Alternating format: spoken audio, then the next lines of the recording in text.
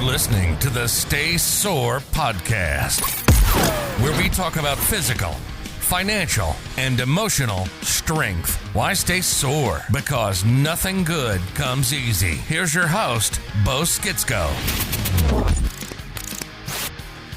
All right, guys, welcome back to the Stay Sore podcast. With me here today, I have Laura, and I'm going to try not to butcher the last name. Kelbley? Yes. Awesome. Okay, so Laura has a story that I thought might be inspiring or motivational or at least entertaining because when I met Laura, she was kind of almost more than halfway through the story, but your story began with you told me you were clinically obese, not happy, chronic back pain, knee pain, right? And now you're super fit, you're over 50, you're super fit, you can lift over 100 pounds, you can run without getting out of breath, and I want to talk about it. I think people need to hear that it's all possible. You just have to have the right mindset, a plan, and just start somewhere. So thank you for being here. You're welcome. Okay, so tell me if this is right. You got into a hospital, you had a blood clot, you were on bed rest, and you had to move around with a cane, right? It all sounds pretty bad. Right. So this happened in January. I was working. January of? 2014. So 6 years ago? Yes. Okay. 2014. I was working overtime late, and all of a sudden I had a shooting pain in my leg, and it was so excruciating, I almost passed out. It was like I saw stars and stuff. Oh, wow. Well, okay. So I laid down on the ground, and my coworker was wanting to know if she needed to call 911 or something. And I said, no, just give me a minute. So that happened at work? That happened at work. Okay. So she called the supervisor over, and, by that time I got back up in my chair, and I was like, just give me a minute. I should be fine. Mm-hmm. Don't worry about it. But I had noticed that at that point, I still had some pain. It wasn't as sharp as before. But when I went to get up to walk, I had a limp. So I could tell something was wrong with my leg. Okay. A couple days later, about 4 doctors later, I finally was diagnosed with the blood clot and was told I needed to stop everything and go immediately to the hospital. So I understand you had 2 blood clots, one in your leg, one in your lungs? Right. So they knew about the leg one. I had an ultrasound. That's how they found the leg one. Basically, I had a blood clot from my knee all the way up to my hip. Wow. And then once I got to the hospital, they did more scans, and that's when they found that I had the pulmonary embolisms in my lungs also. Wow. Okay. So that was 6 years ago. I just want to clarify, do you think that, or do you know that came from a lifestyle, being overweight, not a lot of movement? What was it? Well, they did a lot of testing because there's a couple things that can cause it. One is hereditary things, genetic things. Unfortunately, I cleared all that, so that was not what caused it.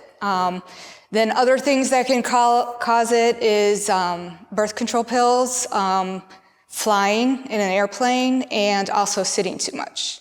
Okay. So I did take birth control pills, so I did stop that just in case, but I had been sitting a lot. For work, I would sit 4 or 5 hours a time without moving. I was working a lot of overtime, which means I was doing 10-hour days, sitting in front of a computer. So would you say you mostly, not completely, but mostly contribute that to lifestyle choices? Yes. Were you overweight at that time? I was not as overweight as my highest peak, but I was about, I think around 160 at that point. Okay. So I was not skinny. Okay. I understand. And but you haven't moved much, right? Right. I hadn't been moving much because I'd get home from work, I'd be really tired, I'd sit on the couch and eat and watch TV for a couple hours and then go to bed. So. Okay. How about your nutrition? My nutrition was not great, but it wasn't too bad because I had started a couple years earlier when I was even heavier, trying to lose weight. And so I was eating better than I had been, but I wasn't eating super clean either. Okay, so you started off with being, like you told me before, you were clinically obese. You started working out a little bit, started to watch your diet, but there was already some damage in your body, which later on caught up with you during your process of trying to become better, right? Right. You had the blood clots, and then you were on bed rest, correct? Right, I was on bed rest. I didn't leave the hospital for over a week. Oh, wow.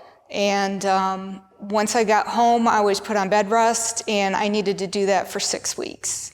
Okay. And at first, it was shocking to me because pretty much the week before I'd been working and having my normal life, and now I was stuck in bed.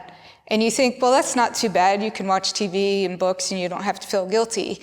The problem is I was so weak. I needed help to do everything. I remember the first night I was home from the hospital, I wanted to brush my teeth, and I was too weak to go to the bathroom to go by the sink and stuff like that. So someone had to bring me a bowl of water with my toothbrush, and just trying to move my arm just felt really heavy.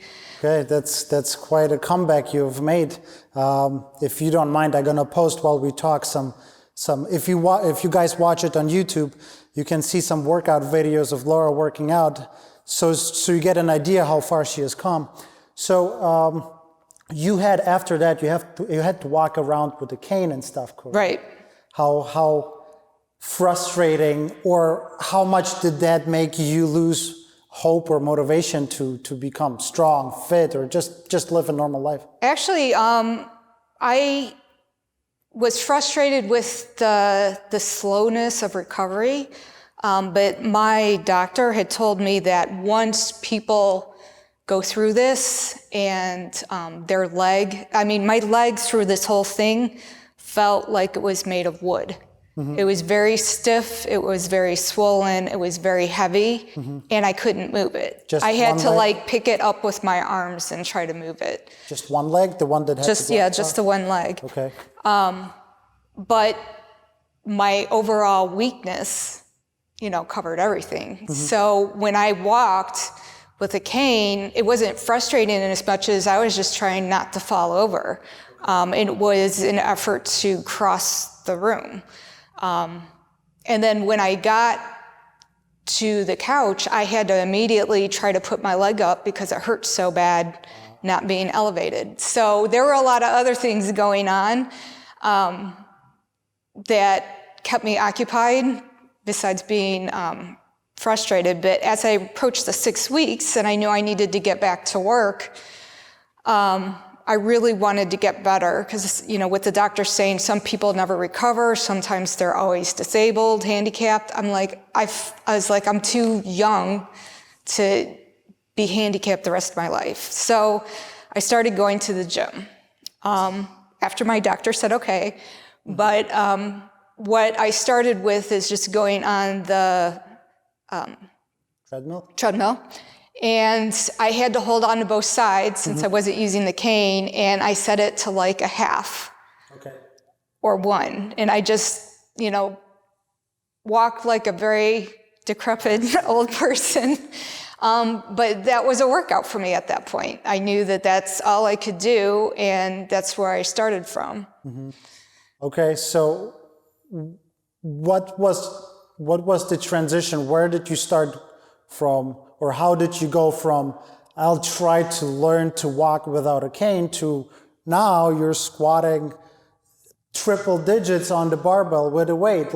How does that transition look like? You decide and then you just work on it? Was it ups and downs, or was it just one up? How does, in a short sentence or two, how does that look like, that transition? What that transition looks like is just, wanting to get rid of the inconvenience of the cane.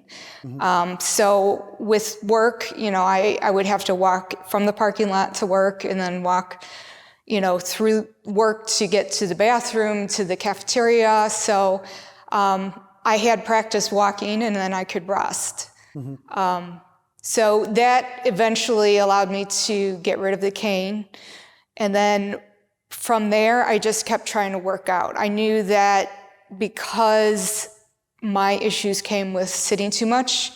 Another thing the doctor told me is once you have a blood clot, you're like 3 times as much likely to have another one. Okay.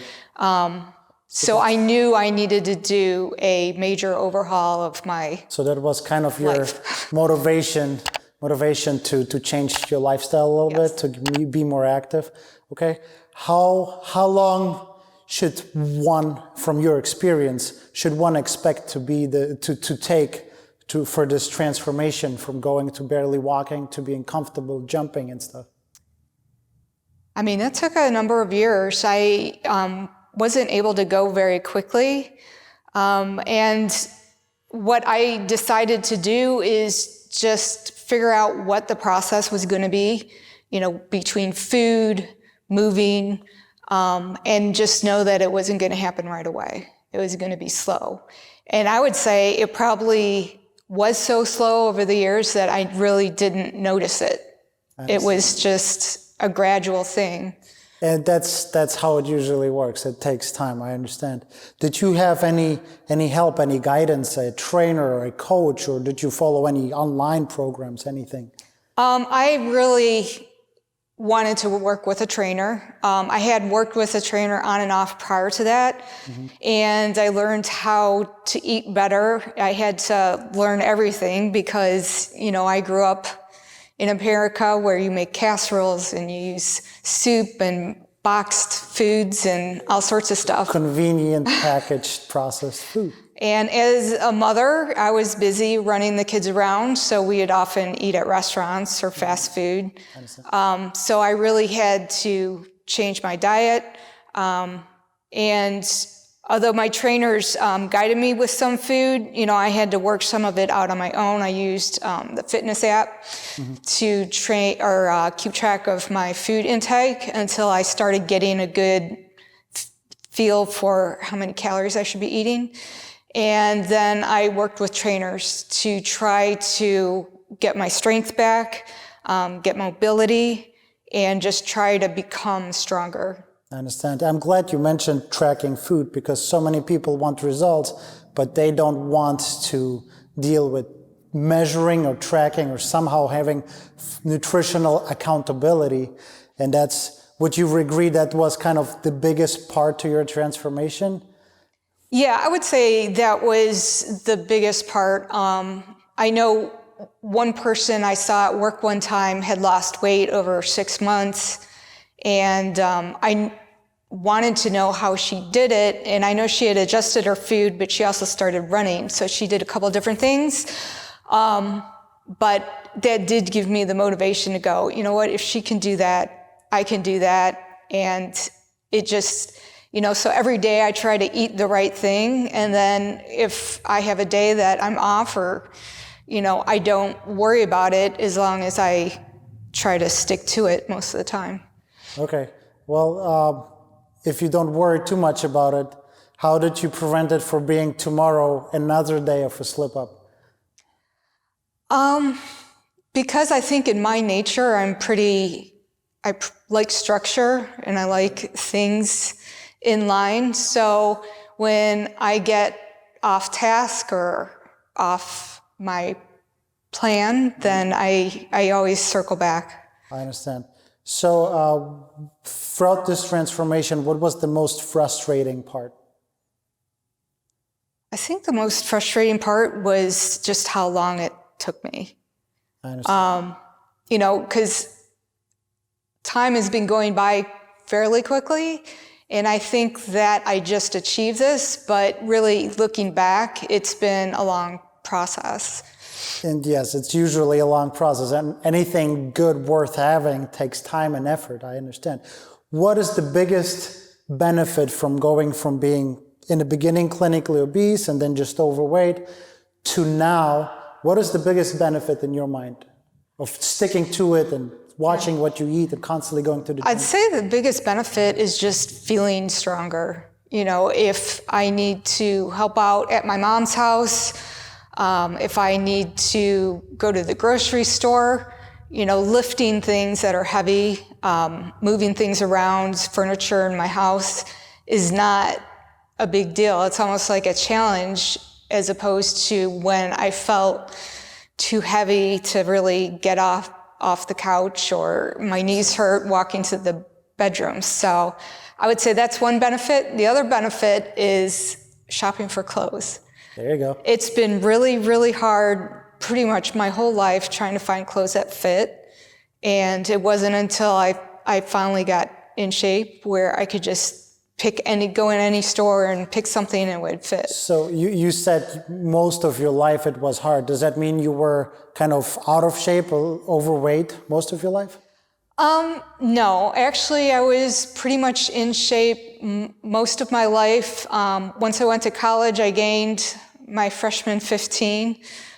Stress? Because what? No, because I was allowed to eat whatever I want. I see, out of the house. Yes. Okay. And then I went on Weight Watchers actually because it did get bad in college and I lost a bunch of weight again. And then after I had my kids, I kept gaining weight after each kid I had. And so that caused me to gain weight. But I would say the majority of my life, I was fairly in shape. Mm-hmm. It's just when I was younger, my proportions weren't normal. Mm-hmm. So even though I was skinny, it's like a lot of times I had to get bigger clothes and then take them in and alter them to get them to fit. And now you don't have that anymore. Yeah. Well, so working out and eating right can help even with genetic proportions. Like a lot of people say, it's just my genetics. I understand, but there's always things you can improve on. Okay, has working out and eating right and changing your appearance and just even also, I'm assuming your mindset, that help you with any mindset or mental strengths, not just physically? Has it helped you mentally in any ways? Yeah, I would say I feel stronger mentally too because I have control over my body. I have more control of my life. I'm able to balance basically work life, moving, sitting. And I think overall, because I know more about health, because I know more about how the body works, mm-hmm.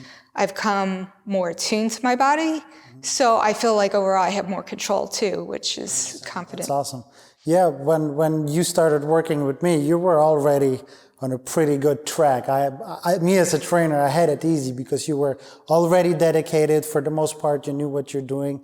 And you still, ever since, I've been working with you for like 4 years, maybe, I want to say. More. Even more. There you go.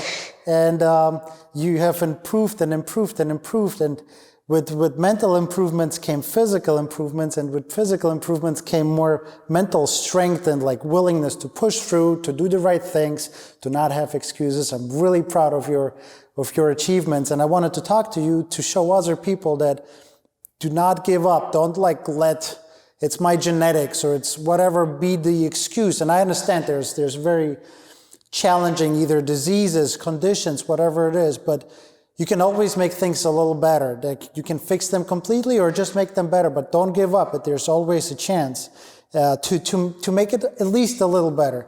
And your story, I hope, will serve as inspiration or motivation for other people, because your change is not just more than 60 pounds. The change is way more than that, because the change is from, will I recover from this? Will I change my life? Will I have it under control? Will I be a good role model for my husband, for my kids, for other people? So you did a great thing. Before we finish, do you have any last words of wisdom? If somebody's struggling with the same issues like you, maybe not just a blood clot, but maybe just sitting on the couch and not feeling like starting, any words of wisdom? Words of wisdom is it's not too late to start.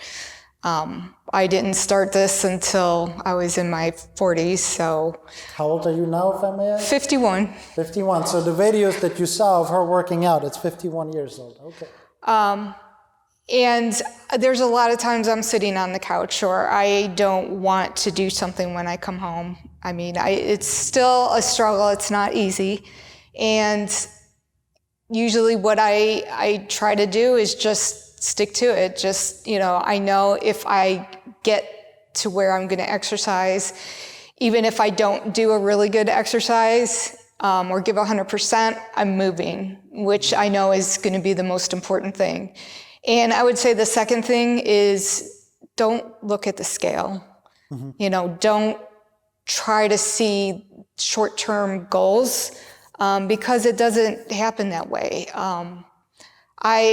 I know I have family members that step on the scale every week and try to see improvements, and that's how they motivate themselves.